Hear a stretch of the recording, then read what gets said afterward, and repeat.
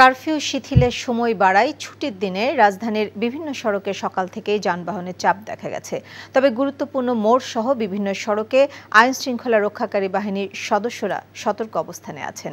সেই খবর জানিয়েছেন সিনিয়র করেসপন্ডেন্ট আপেল শাহরিয়ার।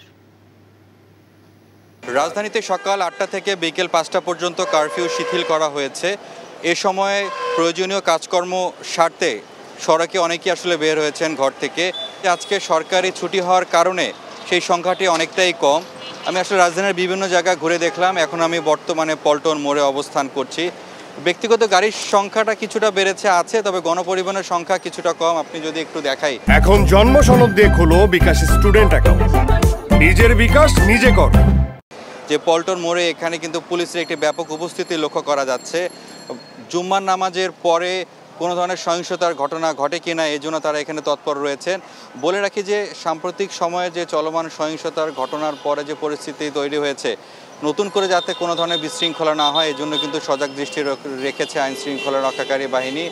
মূলত ওই সময়ে রাজধানীর যেসব জায়গাতে বেশি সহিংসতার ঘটনা ঘটেছে, মোহাম্মদপুর, উত্তরা, রামপুরা, এই পল্টন এলাকা, যাত্রাবাড়ি, এখানে কিন্তু তৎপরতা চোখে পড়ার মতো। তারা জোরদার করেছেন সেনাবাহিনীর টহল।